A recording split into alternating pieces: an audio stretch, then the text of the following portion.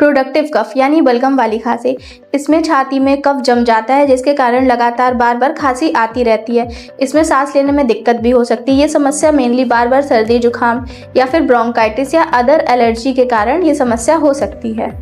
Homeopathic में कुछ ऐसी मेडिसिन हैं जो इसमें बहुत अच्छा वर्क करती हैं, जैसे कि ब्राइनिया, एंटियमटाल, ड्रोसेरा।